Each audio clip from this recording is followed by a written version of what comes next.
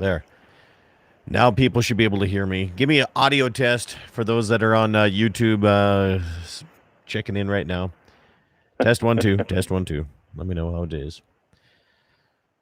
So there you go. Did you have you read the PACT Act yet? No, I haven't. Morning, Karen, over in Mobridge. Good to see you. That's an interesting thing that both the House and Senate passed. The what? What's it called? The PACT, P-A-C-T, PACT Act. The PACT Act. Yeah, Preventing Animal Cruelty and Torture Act. Yeah. See, here's the thing about the animal rights activists is they're going to go beyond state level to make sure that they're going to get their stuff heard. I mean, we know that's going to happen. There's no doubt about it. Yeah, I was just kind of reading through it to see. You know, they said there's all kinds of exceptions in there. Well, that's true. There is. But I know how that works, too. Basically, you're guilty till you prove yourself innocent. There should be no exceptions. That's the problem. Have you ever done a Chinese auction? No. You were talking about that, so did you find out what that is? It was chaotic mess last night. I don't know how much money we raised, but we raised good stuff for the Ram Community Club. But oh, good. So there's 5, I don't know, there might be more, but there's 5 girls that are kind of in charge of the Ram Community Club. Okay. And they're all good. I'm not on radio yet, so I can say this. They're all good shits. I mean, they really are. Okay. Good.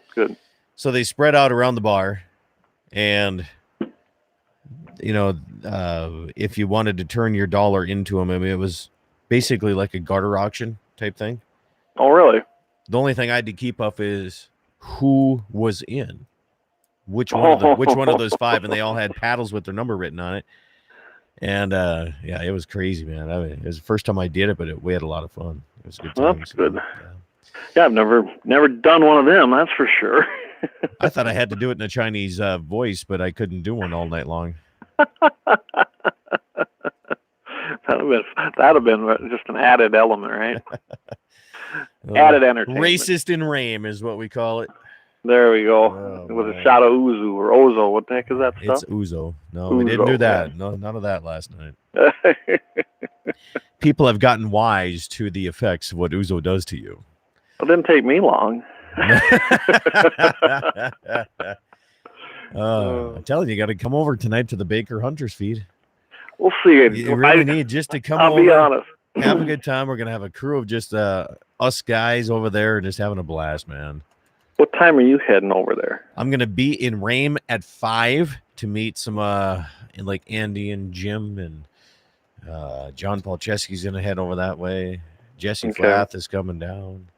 Well, I figured Jesse was coming. He usually comes hunting too, don't he? No, he doesn't have a tag this year.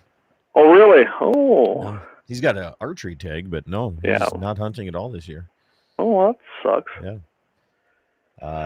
There's plenty of them evidently in 3F2, the way people drive around. No, holy cow. I've never seen it like this. You don't even know that. I'm going to go get a glass of water, and I'm going to come back and talk. You're still live, so you can still be on. Oh, I can still rant, huh? You can rant on you. You can do the Clay Peterson. You know what really grinds my gears? I'll be back shortly here. Hold on. Okay. Oh.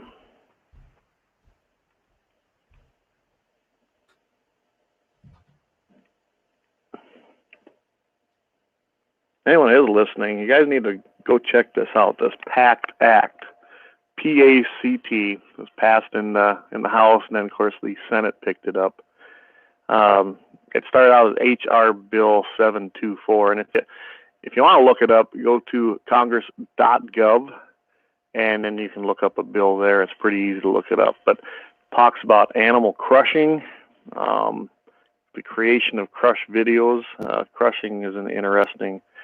To most of us, crush means crush, but to a government agency, who knows? Let's see.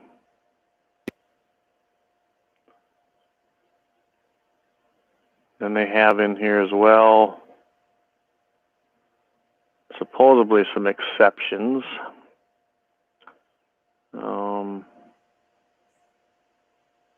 things that's supposed to be an exception is customary and normal veterinarian, agricultural, and other animal management practices.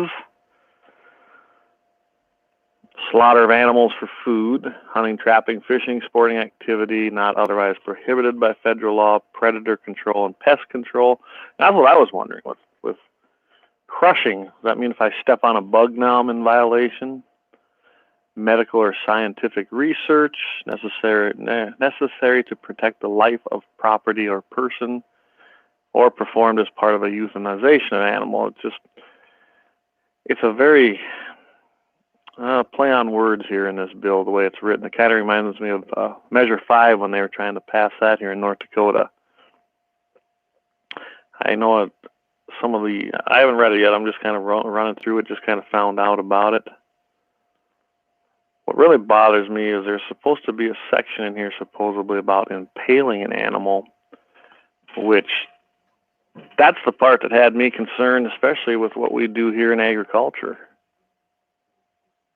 Huh.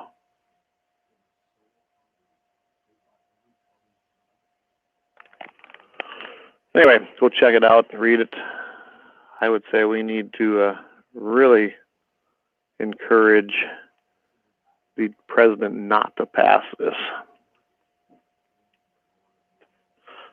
Tell him to veto it.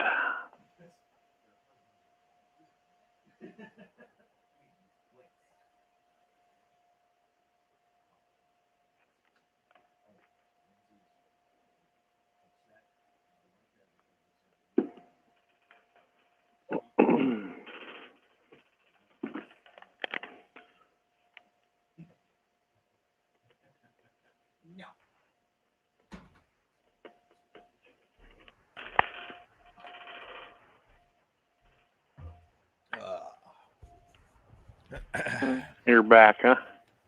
Hello. There he is.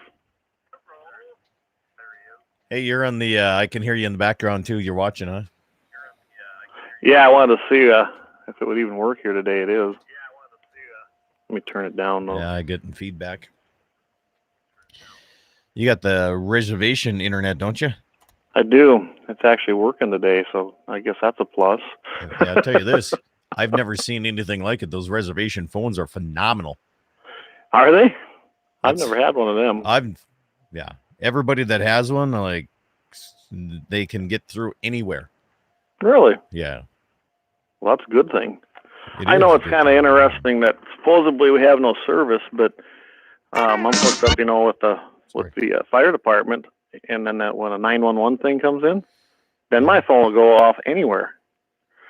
So that we get the alert. Yeah, I get a text that and a message first responders app. Yeah. Yeah. I have that too, yeah. That comes through anywhere I'm at on the ranch. Here too. I mean, I've been in some places where I've never had anything, and by golly, that'll come through. You know so why? They can do it. Do you know why? No, I have no clue what's going on. I know that they did it for us as first responders, but all right. So YouTube, you're gonna love to hear this. So, being a board of director on our local broadband company, yes, I get to go to all these national meetings and find out who, what, when, where, and how, and all that crap. Right. So the one thing that I'm not a big fan of it, but they're implementing this thing called FirstNet, where they are basically T-Mobile and AT&T have gotten the contract to put up towers everywhere in the United States. And they're trying to have a better, more fast, effective service for first responders, police, and what have you. However, cell companies already can control that.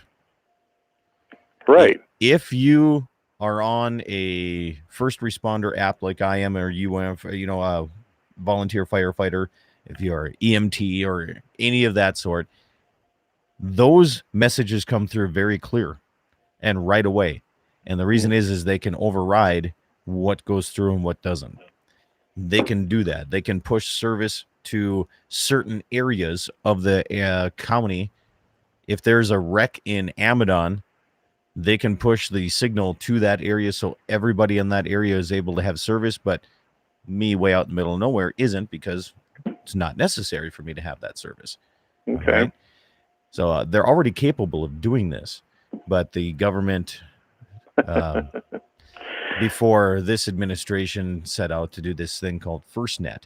Now, it's not a bad idea. The only thing I don't like about this whole FirstNet thing is it's going to require, once it's set up, it's going to require every single emergency response service to update every piece of equipment they have. It's going to be astronomically expensive. Yes, it is. We went through this in South Dakota here a few years ago when they came out with state radios. Yep, and when they went to digital, right? Yep, we did the same thing with our radios. We had to upgrade them, code them, and all that. This is going to be way more expensive than that. Wow. And they say, well, there's going to be funds available. Well, yeah, that's like asking, anybody else, is there fencing available when you come through and chase elk through, Yeah, and not only that is there's funds available. So again, we're going to do something that's unnecessary, spend money that's unnecessary that we don't have, because they're going to do it's going to be a federal grant program. It is. And who knows, they'll probably try to run it through the state. So you have two bureaucracies above it jumbling it up. And it's going to be inefficient, as always. That's what happened with the state radios in South Dakota. They're going to give us all free radios. Well, yeah, they got us radios. Low bid ain't always good. And they never worked. The system didn't work. And then took down so we couldn't use our civil defense, which worked great. So here's the only thing about state radio that blows my mind, Clay. Of all the fire calls and the emergency response calls that I get on that app, the app comes through clear. The text message, boom, comes through clear. Mm-hmm. The dispatch message, when I listen to it or I have it set up for voicemail, they call me too. I don't have the app. They just call my phone. Okay. Why is it so shitty? Mine isn't. I got to say, when it comes in on mine as far as a call, it's crystal clear. And I was always shocked at that. It still sounds like the 70s emergency alert system thing is what it sounds like on mine. It has the robot voice, but yeah. I mean, seriously, we can come up with something better than that. I would think so. It's 2019. I know. Almost 2020. It's a freaking digital world right now. We can't even come up with a voice better than, and it's not a robotic. I mean, the ones I get for here, it's state radio, and there's a voice. It's like, Amadon Fire Department, please respond, right? It goes that way. Mm-hmm. But it's like in the background, it's got the static, and I'm like, seriously, really? Where the hell is this coming from? Somebody using a ham freaking radio trying to report this or what? Yeah, I gotta say, ours actually don't have the static. It works pretty good around here. That makes sense though now, because there was a surveyor out here. They were looking for a piece of land here that was north of us, and I seen them and kind of give her directions. Although she didn't believe me, and so she drove all the way back to town 20 miles so she'd get internet and bring it up on her map, and then ended up going to the same place I told her anyway. Are you ready? Are you ready for this one? Yep. All right. I don't know if I can play this or not off of my phone. This is let's see if this one plays. Here we go. Rame Fire, please respond to 306 5th Avenue East, Rame, the Bergquist residence. Oh my goodness. Tractor on fire. Tractor. Seriously, Oh wow. In a digital freaking world, we can do better than this, I would think. That sounds like one of them videos when they were doing nuclear bomb. Yeah, exactly. Oh my goodness. I know. Yeah, I don't know what they got going on in your area. Ours ain't like that at all. Well, we don't have reservation phone, man. You got that must be what it is. Yeah, good grief. But no, so they're putting an AT&T tower up here. That's what I was going to tell you. Oh yeah. I stopped and visited with her, and she said, "Well, we're going to put a tower up here." And I said, "Well, who's putting that in?" She was, "Well, AT&T." I was like, "Oh, really?" And it's just on the other side of the reservation line. Well, here's your next question you need to say is, who's running the fiber to that tower? That I have no clue. Well, it's got to be West River in that area. It's got to be, because nobody else is going to do it but West River, which is right. Good. Hey, That's Jim. Good morning down in KGFX. Morning, Jim. Welcome to our morning rant. We got 2.5 minutes, Clay, before we go on radio side of things. No, I'd love to see fiber actually come to our homes. I got fiber at the cabin. but I don't have it here. And it goes through. It goes right down the dang road. Well, here's the issue with that. I asked West River, who's in charge of your fiber down there. Mm-hmm. There is a whole reservation thing going on with some certain. There's certain things that can and can't be done when you're dealing with the sovereign nation that you live on. I know. You know what I'm saying? That's what it's always been. And Yeah. I mean, like we got CenturyLink, which this exchange has changed hands many You times. can't say that on my show. Oh, sorry. You can't say CenturyLink for crying out loud. We have a different service. And You have a box store service, is what you're saying. And it's changed hands. I don't know how many times. You know, and they won't there's upgrade a reason for that too. Oh yeah, they don't want it. It don't make them no money. I'm guessing. No. And they don't want to put money into it because they're required to put so much money into it, and they don't want to. Oh, absolutely. Yeah. And years ago they tried to sell it to the tribe, which we fought, and we won. And I guess we're paying the price ever since. Remember was it Bobby Bear that had the song "The Winner"? Mm-hmm. Yeah. Yeah. I can play it for you here, but YouTube is kind of mad at me playing songs on YouTube anymore, so I can't do that. Always come out a winner. No, I got that. You know, that pickup I bought has a hard drive in it, like a computer now to put songs on. It's kind of neat, different. And even me, Mr. Don't Like Technology, I kind of like that. Well, I got Bobby Bear on there. You get there. I kind of like that. It could put. I don't know how many CDs I've downloaded to that. Oh, I'm going to say, please don't say you got a CD changer in your vehicle. No, I do not. Hey. But it does. It has a DVD CD player. Saying you have a CD player in your vehicle today means it's like saying the same thing as like I have an 8-track player.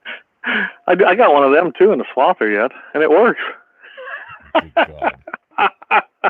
And I've got 8 tracks for it. Darren Munn's just messaging. He said, I have a tape deck in mine. I got a few pickups with them still. Yeah. A number 2 pencil and a cassette tape. You know the community. Oh, you know what yeah. makes it, right? You know what it is. Oh, yeah. This new generation don't have a clue, do they? I wish Darren would come down to this Baker Hunters feed tonight, man. I'm telling you. He would have Well, a maybe blast Darren down needed there. to come down here, meet up with me. He can't. Why not? Well, he's got a vice grip on a certain part of his genitalia. No, okay, hold on. We got 45 seconds and we got right. here. So again, breaks at 15 and 30. And Darren says that would be a blast, having vice grips on his genitalia. And Nicole still hasn't sent me a picture anyway. But anyway, that's what's going on. So if I cut you off, I mean, that's just because I'm trying to go on a hard time zone, okay? Oh, no, that's fine. So, all right. I'm going to turn you down. We got 20 seconds, so you can hear me say stuff, but I ain't going to be able to hear you. So, all right. Deal with it. All right, stations. In 10 seconds, we're going to get this show rocking and rolling. 4, 3, 2, 1.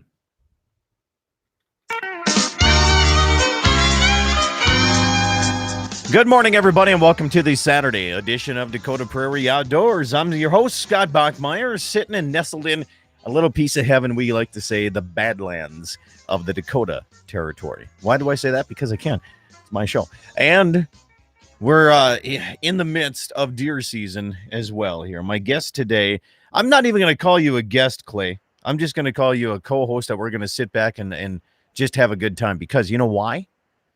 You tell me. You know how hard it is to find somebody in deer season that wants to come on and talk about hunting that hasn't gotten their deer, but you have. And we're going to we're going to talk about that later. But Clay Peterson, who is from Morristown, South Dakota. Yes. What's the Sioux County? Sioux County, sovereign nation. What is the Morristown mascot? That's a good question. Yeah, because one of the things you always like to say is, back in the day. Back in the day. That's one of the things that you're noted for all over the place is saying back in the day. That's going to be your epitaph on your tombstone. Probably. Did you hear that? Did you see? I came up with that. Did you? But anyway, back in the day, I once breed there, right? Morristown. It's got to. Everybody did. Even Raleigh, North Dakota. They had a school. Raleigh had a school, and Raleigh, I believe it was the Bobcats, the Raleigh Bobcats. Now I might be wrong. I don't know. You can call in 888-9-Dakota, 888-932-5682. But Morristown had to have a mascot at one time in their life. Well, I know they did because they had a high school here too. In fact, it still stands, but it's not in very good shape. But yeah, they had a school here, so I have no clue, Scott. If you're listening to the radio show on the great stations of KFYR in Bismarck, KOLY in Mobridge, or KGFX in Pierre, South Dakota, if any of you guys know Morristown, South Dakota's mascot, and just don't call in and make it up. I mean, we want to see.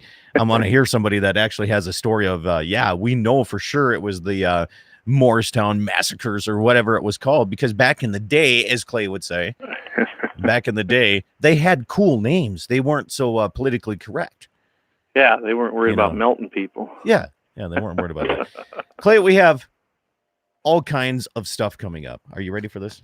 Yes. I'm going to start my show every time because if you're on YouTube and you see it, they send me all kinds of flyers or they email them to me and I print them out. Now, I am behind on printing a lot of these out because I had to change toner in my printer.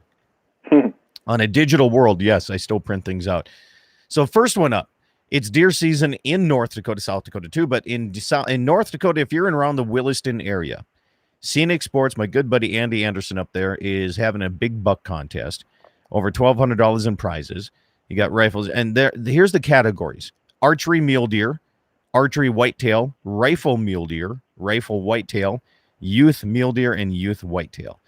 So if you have a good one and you want to enter it, even if it's an odd one. Yesterday morning, right through the front yard, I had a 2x2 mule deer.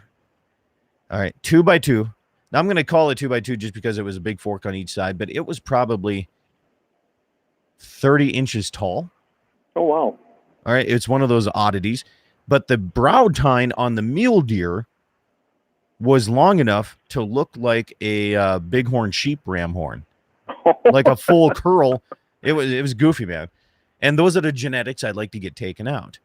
Yes. Now, granted, it's rifle season and it's right in my front yard. I didn't want to just do that right there and it's weird. The rest of the crowd, but we actually had back in high school. We had a guy that back in the day. Yeah, he took a huge 2x2 mule deer. Horrible genetics. I mean, this thing was, if that thing would have had points, it would have been a very nice trophy. But it was just a fork horn, and so he took it out on his place, which I didn't blame him. And he actually had it mounted. But I mean, this thing was huge. For a 2x2. Yeah, this had huge mass. I mean, the mass on it was that awesome. was this one. So, all right, let's go to the next coyote contest coming around the corner. You ready? We got a lot of them.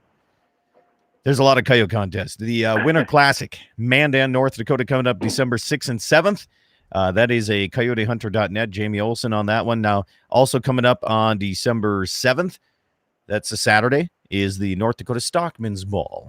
As I am lucky enough to be the person that has been emceeing that. I don't know if it's since its inception or not. I'm not sure if I've been that guy, but it's kind of cool to be asked back and again to help MC that.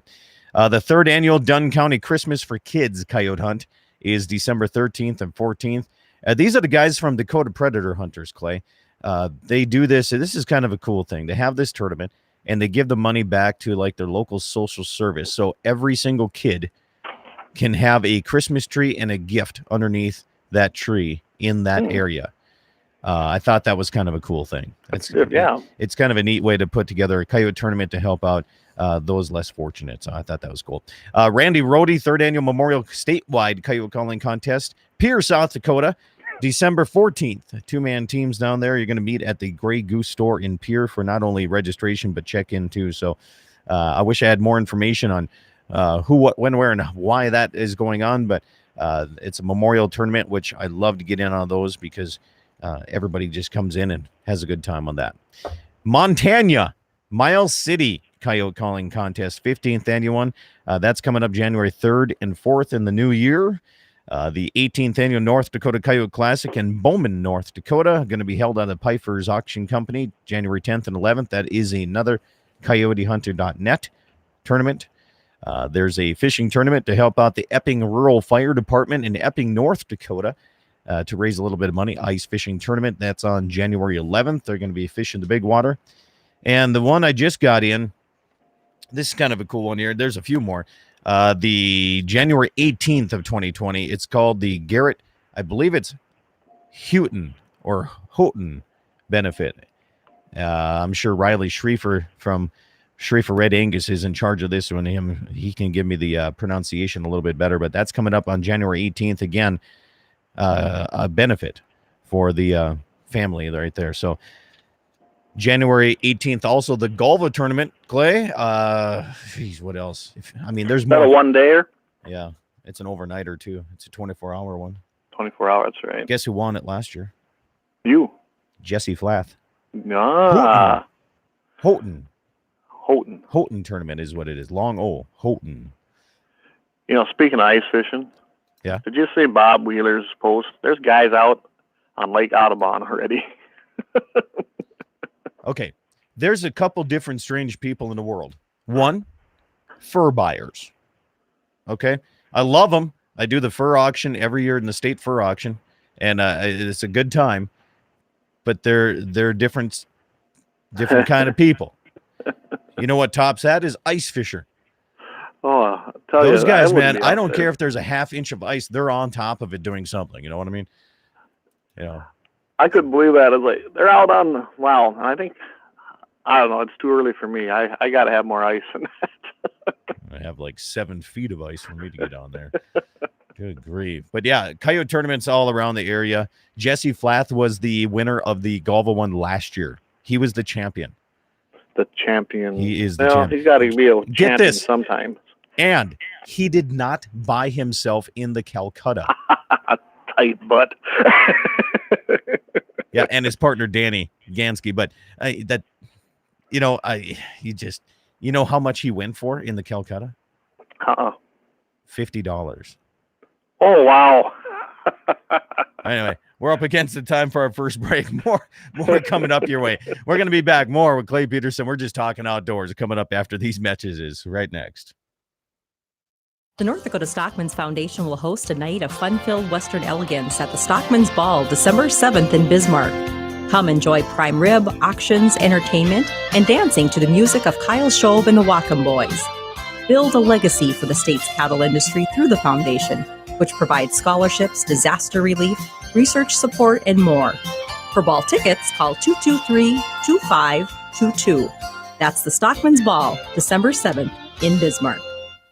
Hi, this is Andy Murdoch with Piper's Auctioneers, offering an exceptional lineup of equipment auctions this November, featuring farm equipment auctions in Beach, Grassy Butte, Steele, and Williston, North Dakota, offering Case and John Deere combines, John Deere Case and versatile tractors, John Deere 4940 and 4730 sprayers, Case floaters, hopper bins, semi-trucks, trailers, and more.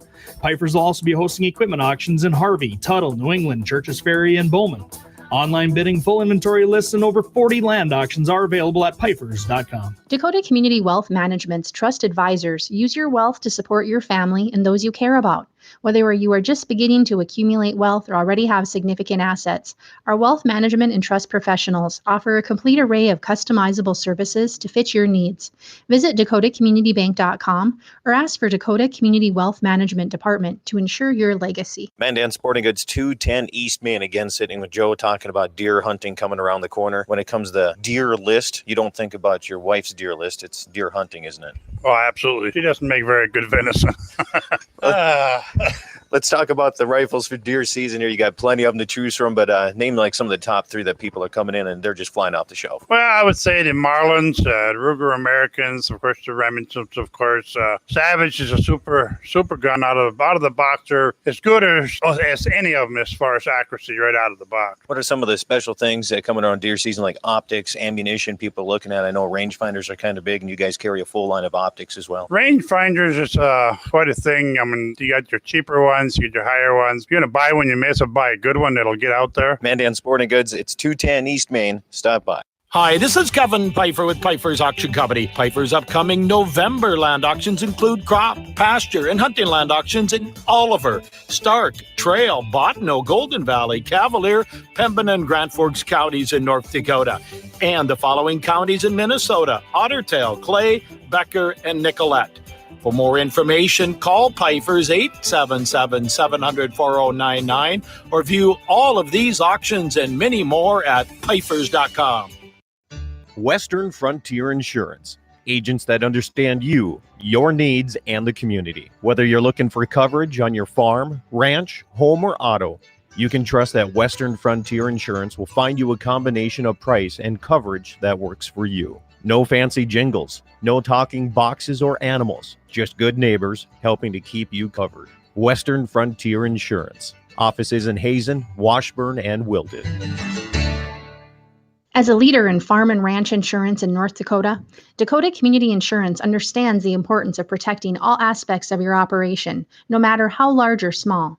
Your Dakota Community Insurance agent can customize an insurance package to cover your farm equipment, livestock, farm buildings, and crops. For more information, call your local Dakota Community Bank and Trust or visit dakotacommunitybank.com. Hi, this is Kevin Pfeiffer with Pfeiffer's Auction Company. Pfeiffer's upcoming November land auctions include crop, pasture, and hunting land auctions in Oliver, Stark, Trail, Bottineau, Golden Valley, Cavalier, Pembina, and Grand Forks counties in North Dakota, and the following counties in Minnesota: Otter Tail, Clay, Becker, and Nicollet. For more information, call Pfeiffer's 877-700-4099 or view all of these auctions and many more at Pfeiffers.com. We want amazing innovations to drive progress for generations. We want jobs and careers for generations. We want American energy production that protects our land and the wildlife for generations. Today, the advanced technologies deployed by the North Dakota oil and gas producers are making that happen. And with the promise of emerging technologies, the energy of North Dakota has a very bright future for generations to come. This message is brought to you by the North Dakota Petroleum Council. To learn more, visit energyofnorthdakota.com. All right, YouTube. We're still live. Stations, we're going to come back here in 20 seconds. We'll give you a 15-second mark starting right now. 15 seconds.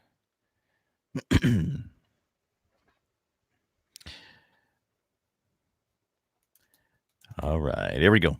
In 5, 4, 3, 2.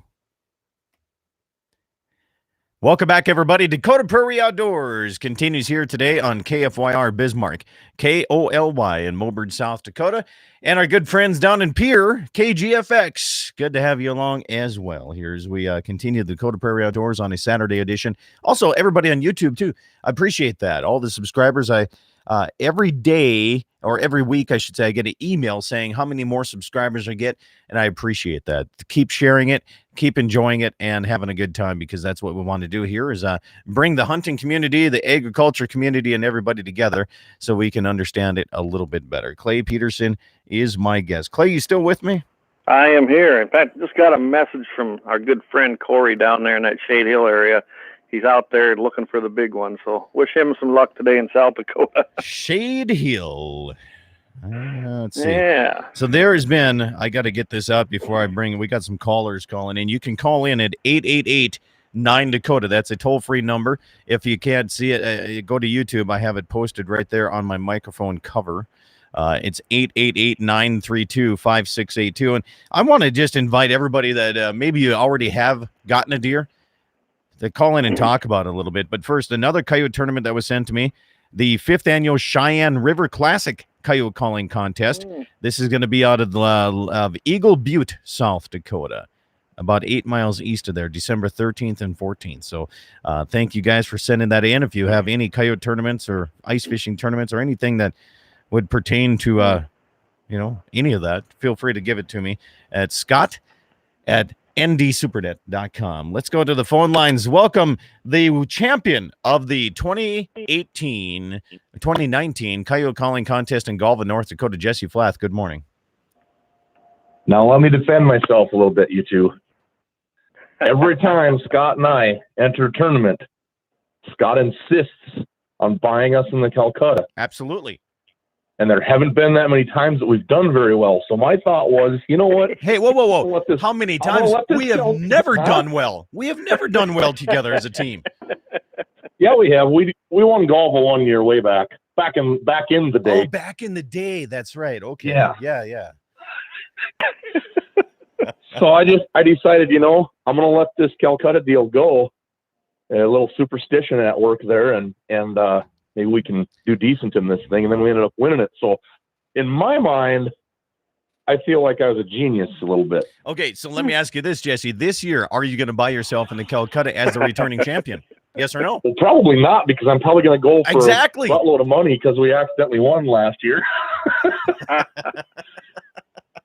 You heard it here first, everybody. Yeah. Come bid and get him, because Here. this will be a guarantee he wins if he doesn't buy himself. You don't have to be in the tournament to bid on the Calcutta. Right. And a lot of people don't get that. Oh, the Calcutta is a big part of the fundraising benefit of that tournament, and No, I'm going to. their money.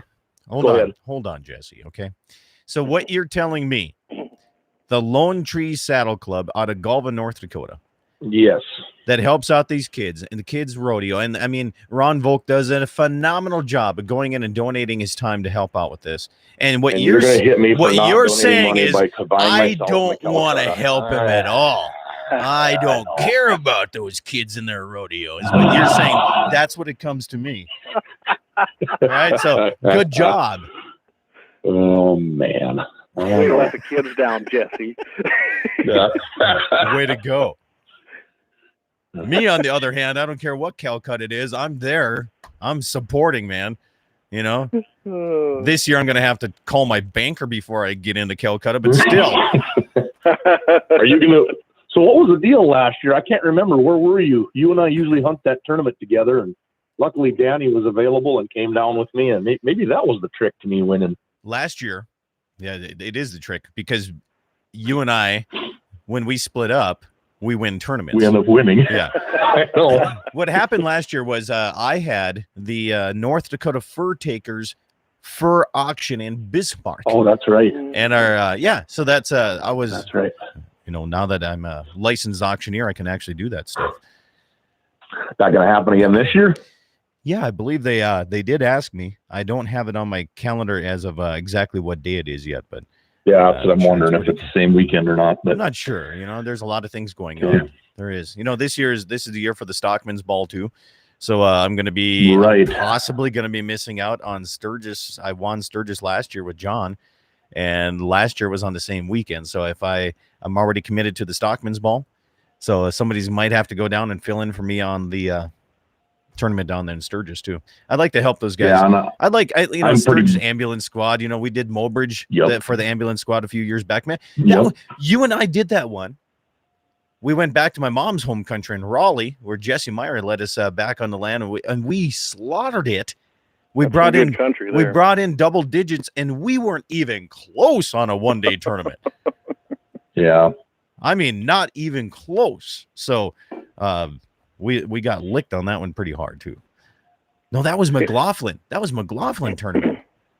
Yeah, you and I did Mobridge, and that's when it was really cold out, and we sent pictures of a prairie dog back with a block in its mouth. Yeah, that's right. We sent that to Jeff Jensen. Yeah, Yeah. with a bottle of whiskey next to it. Yeah. Yeah. Okay. Yeah. Man, we've done a lot of Coyote tournaments. Adventures. Yeah. All right. So the question that Clay had earlier back in the day was, why, Jesse, don't you have a deer tag this year? Because Besides I have archery, of course. been hunting back home, and as everybody in North Dakota knows, you hunt them Western mule deer units. It takes a while to get a tag usually.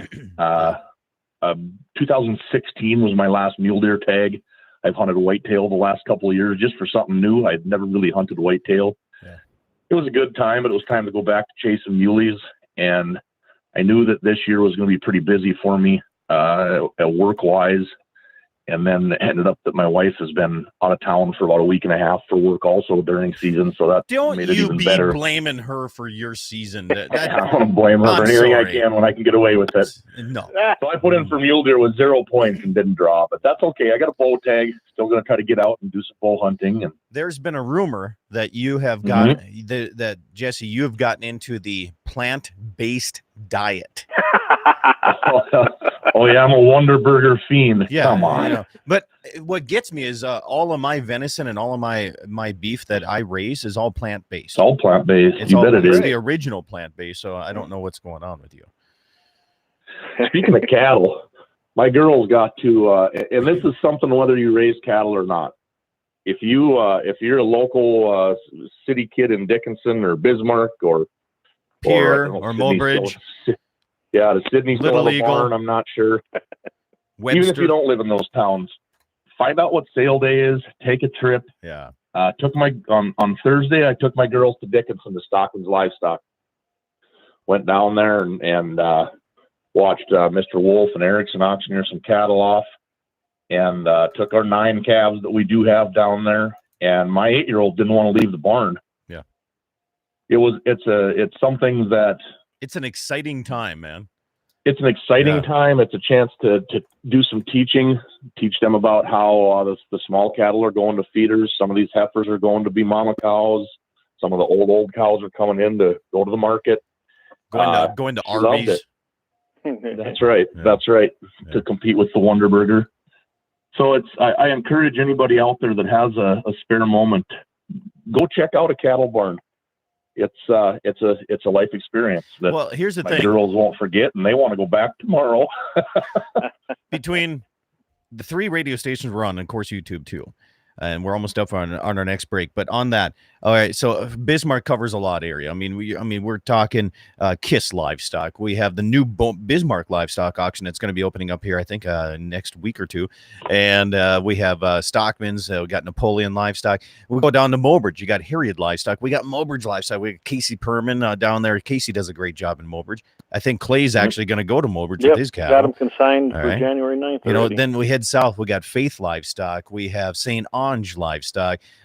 Down in the Pier area, can't remember the name. The Pier guys are going to be mad at me right now, but we're up against the break. Both of you guys are going to stay on the line because I do have more questions and follow-up questions on that because we're up this, and I get a chance to Google it and make sure that I'm going to be calling it by the right name because my luck, I'm going to be calling it by the little club south of the livestock area, which you need a lot of dollar bills to go into that one. So I don't want to call it that one. So you guys stand on the line. We're going to be back. More coming up. Dakota Prairie Outdoors, 888-9-DAKOTA. That's 888-932-5682. Feel free to call in. Join in on the fun. We'll be back after these messages. The North Dakota Stockman's Foundation will host a night of fun-filled Western elegance at the Stockman's Ball, December 7th in Bismarck. Come enjoy prime rib, auctions, entertainment, and dancing to the music of Kyle Shobe and the Wacom Boys. Build a legacy for the state's cattle industry through the foundation, which provides scholarships, disaster relief, research support, and more. For ball tickets, call 223-2522. That's the Stockman's Ball, December 7th in Bismarck. Hi, this is Andy Murdoch with Piper's Auctioneers offering an exceptional lineup of equipment auctions this November, featuring farm equipment auctions in Beach, Grassy Butte, Steele, and Williston, North Dakota, offering Case and John Deere combines, John Deere Case and Versatile tractors, John Deere 4940 and 4730 sprayers, Case floaters, hopper bins, semi-trucks, trailers, and more. Piper's will also be hosting equipment auctions in Harvey, Tuttle, New England, Churches Ferry, and Bowman. Online bidding, full inventory lists, and over 40 land auctions are available at pipers.com. Dakota Community Wealth Management's trust advisors use your wealth to support your family and those you care about. Whether you are just beginning to accumulate wealth or already have significant assets, our wealth management and trust professionals offer a complete array of customizable services to fit your needs. Visit dakotacommunitybank.com or ask for Dakota Community Wealth Management Department to ensure your legacy. Mandan Sporting Goods, 210 East Main. Again, sitting with Joe talking about deer hunting coming around the corner. When it comes to the deer list, you don't think about your wife's deer list. It's deer hunting, isn't it? Oh, absolutely. She doesn't make very good venison. let's talk about the rifles for deer season here. You got plenty of them to choose from, but name like some of the top 3 that people are coming in and they're just flying off the shelf. Well, I would say the Marlins, Ruger Americans, of course, the Remingtons, of course. Savage is a super gun out of the box. They're as good as any of them as far as accuracy right out of the box. What are some of the special things that coming around deer season, like optics, ammunition people are looking at? I know rangefinders are kind of big, and you guys carry a full line of optics as well. Rangefinders is quite a thing. I mean, you got your cheaper ones, you get your higher ones. If you're going to buy one, you may as well buy a good one that'll get out there. Mandan Sporting Goods, it's 210 East Main. Stop by. Hi, this is Kevin Pfeiffer with Pfeiffer's Auction Company. Pfeiffer's upcoming November land auctions include crop, pasture, and hunting land auctions in Oliver, Stark, Trail, Bottineau, Golden Valley, Cavalier, Pembina, and Grand Forks counties in North Dakota, and the following counties in Minnesota: Otter Tail, Clay, Becker, and Nicolette. For more information, call Pfeiffer's 877-700-4099 or view all of these auctions and many more at Pfeiffers.com. Western Frontier Insurance. Agents that understand you, your needs, and the community. Whether you're looking for coverage on your farm, ranch, home, or auto, you can trust that Western Frontier Insurance will find you a combination of price and coverage that works for you. No fancy jingles, no talking boxes or animals, just good neighbors helping to keep you covered. Western Frontier Insurance. Offices in Hazen, Washburn, and Wilton. As a leader in farm and ranch insurance in North Dakota, Dakota Community Insurance understands the importance of protecting all aspects of your operation, no matter how large or small. Your Dakota Community Insurance agent can customize an insurance package to cover your farm equipment, livestock, farm buildings, and crops. For more information, call your local Dakota Community Bank and Trust or visit dakotacommunitybank.com. Hi, this is Kevin Pfeiffer with Pfeiffer's Auction Company. Pfeiffer's upcoming November land auctions include crop, pasture, and hunting land auctions in Oliver, Stark, Trail, Bottineau, Golden Valley, Cavalier, Pembina, and Grand Forks counties in North Dakota, and the following counties in Minnesota: Otter Tail, Clay, Becker, and Nicolette. For more information, call Pfeiffer's 877-700-4099 or view all of these auctions and many more at Pfeiffers.com.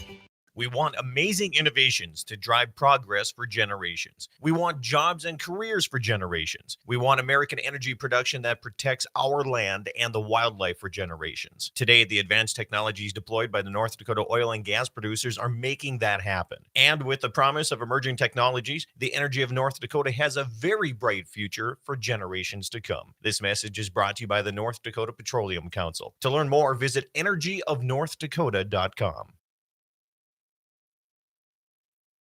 All right, we're coming back here in 15 seconds, right on mark. Hey, Vance, good to have you on YouTube this morning. Good stuff. He's in Philly because of work. 5 seconds. In 4. In 3. Welcome back, everybody. Dakota Prairie Outdoors Saturday edition continues here on KFYR in Bismarck, KOLY in Mobridge, KGFX in Pierre, South Dakota, and, of course, on my live YouTube channel right now. You can message me and watch it right there. You can watch reruns of the whole works, too. You can go to Dakota Prairie Outdoors Radio and subscribe to that channel. Clay Peterson is my guest here, as we're going to be – we'll bring Jesse back here in a little bit, but Fort Pierre livestock, Clay, is what I was trying to get out of my mind. And yes, I was thinking, everybody listening, I was thinking hopscotch. Okay. That's what I was.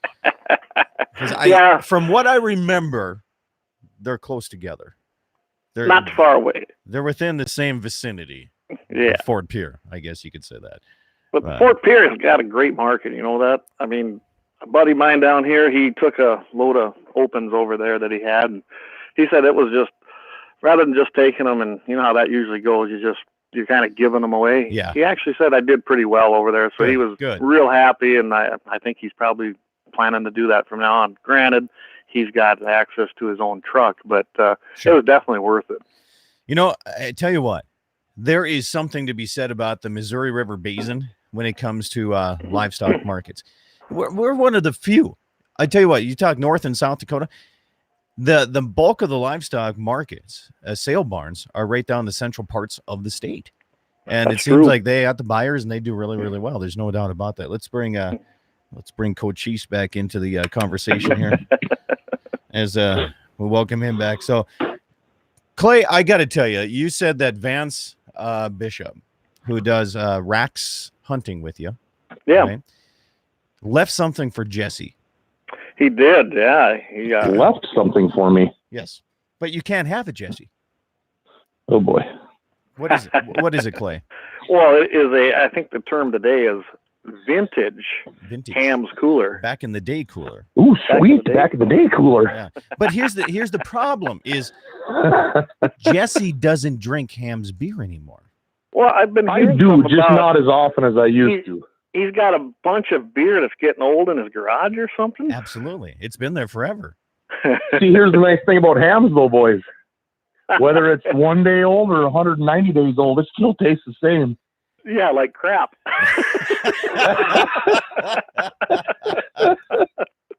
If I wasn't on the radio right now and just YouTube, I have a great story for you from weaning the other day over with Shaky, but I can't say it on the radio. Can't do that yet. Okay, so Clay, you were working with the Friends of NRA for many, many years. It took you away from a lot of hunting opportunities. Yep. This year, you got yourself a pretty decent whitetail, and over in your neck of the woods, it's a 140, 150 class whitetail, which in any neck of the woods is a pretty darn decent deer. Congratulations on that, man. Oh, appreciate it. Yeah, I've been watching that deer since September when we were over there hauling hay. And I thought, that's the guy. I never got a great front look at him, but always got him, side view or ways away. But yeah, he scored 143 and has a 22-inch spread, and I'm tickled. You're right. We're out there protecting freedom when we were working with the NRA, but it did take me away from hunting a lot. And this year, I've done more hunting this year than I've done in probably 10 years. And it's just good to be back out in the field. So this is something that I can't experience. Is both you and Jesse have kids, and I don't know how that feels to get your kids out there and be involved with that. But we'll start with you, Clay. Did you have your kids with you or not? I didn't on this one. I had him with opening day. Okay. And we saw him. We saw the deer, and just didn't get an opportunity at him. And then he had other things going on. So kids, they're kids too. You got to let them be kids, but. Landon got his first deer this year in the youth. Whoa. My folks did not know that term that you just said. You got to let them be kids. I don't think so. And it shows. No.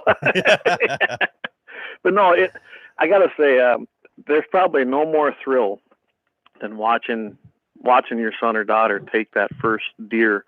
We got behind the rifle and we did some work with that beforehand, and I'm sure that to Landon, it probably seemed like an eternity until deer season came. When that tag showed up and I showed it to him, he's like, when do we get to go? When do we get to go? It was just but I'm glad he had that excitement. Here in the last 3 years since I've been home again, I've got them boys shooting trap. I've got them behind. They got their 22s out and started them on that. Then we went down to Prairie Dog Town this year, and we got on a dog town and had some fun out there. And I've just watched these two really take an interest, and there's nothing more satisfying than being part of that and having, because essentially you got a best friend hunting partner for life. And I can't wait till they're older and they're out there, we're out there stomping miles and miles of ground looking for what we want. And right now you got to do it. Kids are kids. If you go in there and make them stay out all day long from sun up to sundown, you're probably not going to have their interest. No, but they're going to sleep good. They're going to sleep good, yeah. Landon loves to fish. He's already asking me when we can go ice fishing. He loves ice fishing. You're going to go right now. Yeah. Yeah. Okay. Jesse, I don't know. Yeah, I don't believe you had your girls. You're graced with 2 girls. Clay's graced with 2 boys. And in the future, I'm guessing that might be a good marriage made in heaven right there. Oh, God. Good boy. But I know I don't think either of our kids can handle us 2 together, so that probably ain't going to Can you imagine be family good. gatherings? Your guys' family No, I'm gatherings pretty, would be very I'm pretty lucky on open, my. yeah. What's that? I said the family gatherings, at least everybody would know what's on your guys' mind. Right?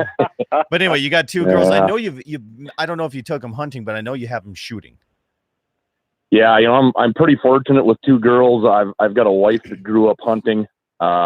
She's actually taught me a lot about processing my wild game, because on her place growing up, they did all their own beef. They made things that I won't eat.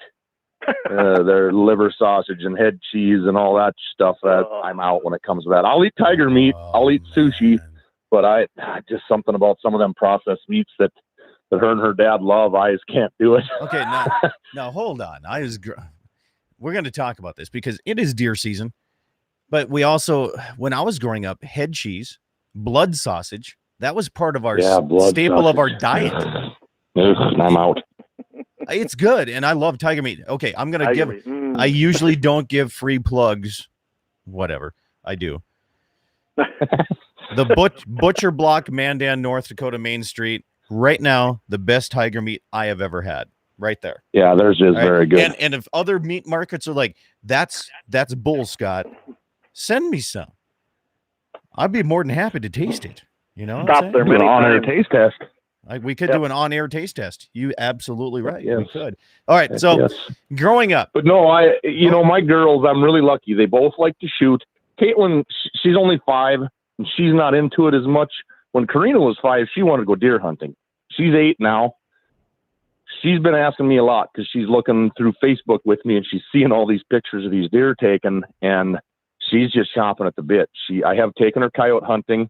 She hasn't got to take a shot at anything yet, but she's on the call. She thinks electronic calls are dumb. She wants to blow the hand call.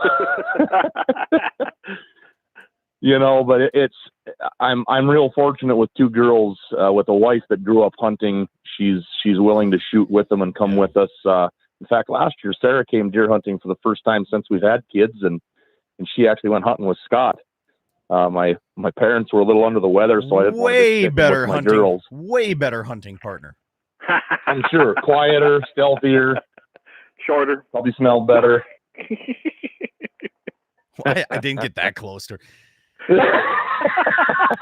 So Wayne's wondering how the rut's going. Right now, the rut is in full swing. Mule deer and whitetail here in the she's going Badlands. hot. It is going down. The deer are stupid. They got the heads. And this is one thing I know.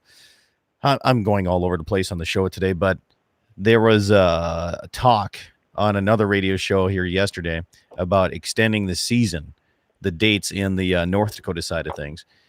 And Horrible idea. the short, yeah, I think so too. But here's my thing. I would if you're truly wanting to see the deer breed back and have better fawn to doe ratios, maybe have hunting season after the rut, after they get their business done. Yeah. Just the thing with me, but I don't Like know. a lot of other states do.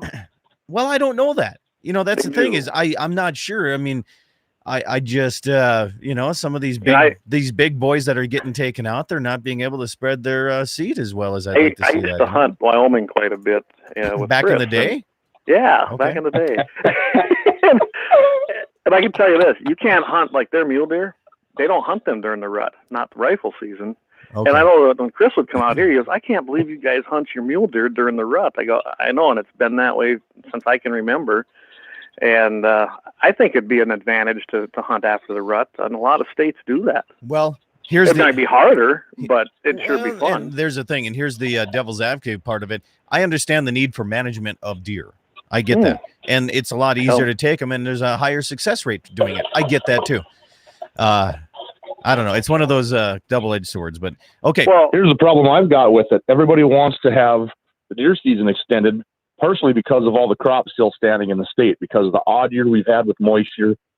They can't get the corn flowers off. They can't get into some of these hunting areas because it's greasy and slimy, and then people are they still a lot get of in people there. are being smart about it finally, and they don't want to tear up the roads, which that's a huge thing with private landowners, with public land, public trails.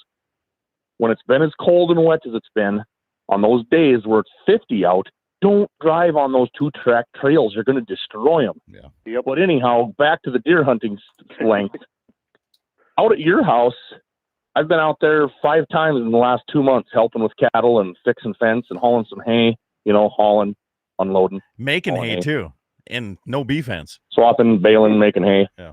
So there's not as many deer. I can't believe out there the last 10 years I've been coming out and helping you, the numbers are down. Yeah. There's aerial surveys done by multiple different organizations and agencies, and they're saying deer numbers are up. They may be in the state. I don't know that. But in your area, numbers are down. In a general region, it could be. But here, Correct. I don't want to, we only have a few minutes left. I want to get back the first thing that got you into deer hunting. Clay, Wayne, what was it? Wow. Because I got to tell you, I had a flashback the other day, and I'm going to tell my story. But what first got you interested? What was your story? Was basically the Iowa hunters that came up and hunted on my grandparents' place. My dad didn't hunt deer. I didn't start hunting until I was essentially 16 years old, which I always tell that story. I'm an example of take a kid hunting because it made me a lifetime hunter and shooter. And I went out with them, and I was like, that's kind of fun.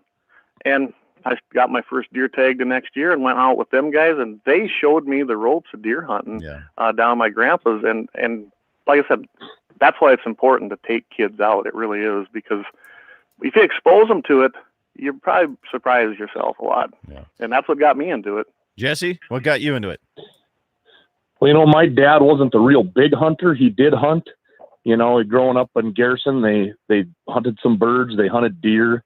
They went out on Mallard Island in the middle of the lake and did some hunting for pheasants, and then he was in college playing basketball at Dickinson State with guys like Ray Brules.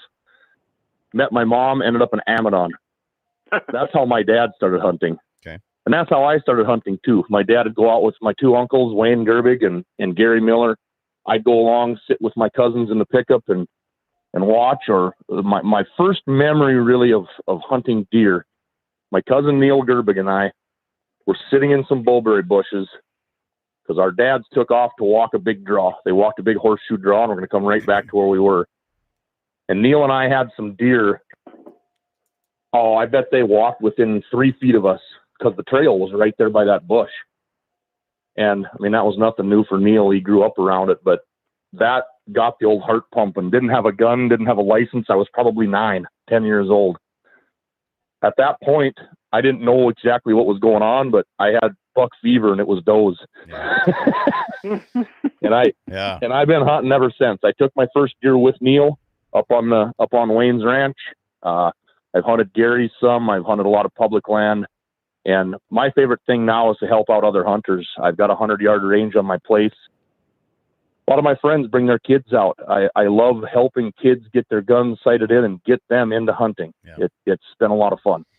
So before I tell you how I got into, a message came in from Mike. It says a good fix for the rut would be to run the muzzleloader season where the gun season is right now, and then run the gun season in December where the muzzleloader season is currently. I like that. It is a good idea. Guys, that'll never happen because your regular deer hunters will fight against it because absolutely. They're going to say that the muzzleloaders are going to get to take all the big deer. Right, absolutely. Hunters You'll against never hunters. It's a good idea, but you'll never get it passed. So here's what got me into it. And basically why I got into hunting was my older brother, Wade. And I remember distinctly, I was driving around the other day and this flashback came into my mind, and I was like, I'm going to talk about this on my program on Saturday. The one thing that got me into deer hunting is he came, it was later on in the evening. I was down in the basement, and it's funny how you just remember this stuff as kids, right? And back in the day, Scott. Back in the day, I was watching a black and white TV, or maybe I had an album on the turntable at that time. I don't know. But anyway, he came down with a mule deer, the head of a mule deer. It was, I don't know if it was his first one that he got or the first big one he got or whatever, but it was a nice 4x4 mule deer. And he came down and he was like, yeah. And he showed it in the house. And of course, Mom yelled at him because here's a bloody deer head coming in the basement. But anyway, that's what got me started right there. Was I want one of those. It was my brother got me, and Yep. my brother Wade now. Geez, we used to go pheasant.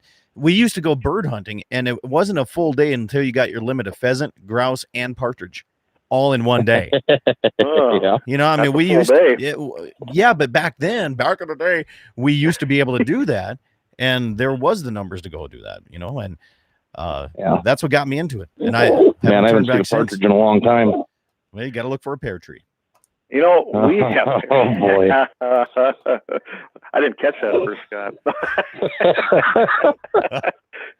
You know, I've actually, speaking of partridge, I've actually seen quite a few around here this year. Our pheasant numbers are way down between, several years of drought and then that hard winter. Last year's winter, they were just starting to make a comeback, and it just took them out again. And then I'm sure that probably too wet of a year this year for them as well.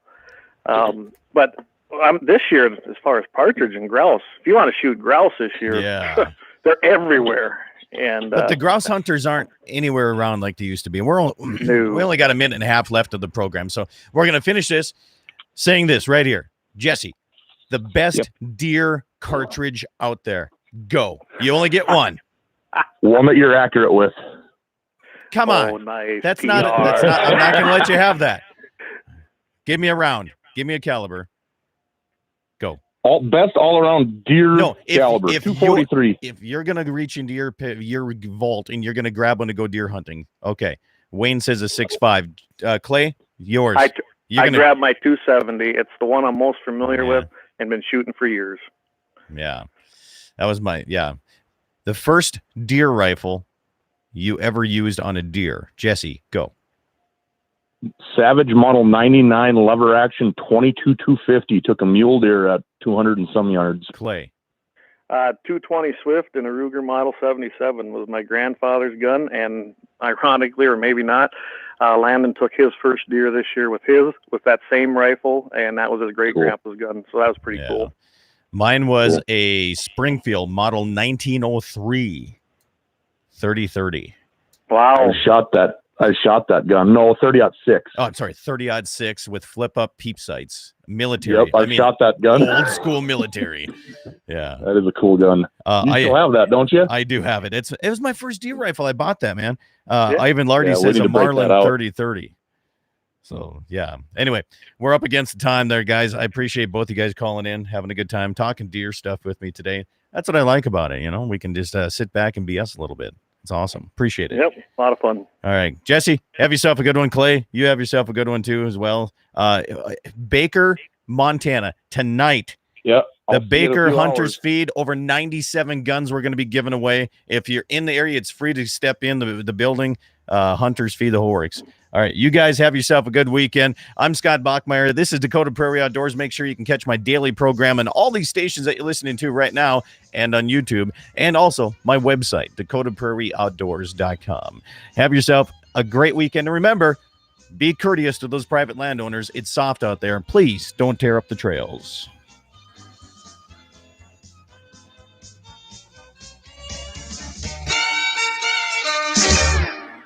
All right. Thank you, stations, YouTube. Appreciate you chiming in. Appreciate it a lot. You have yourself a good day as well.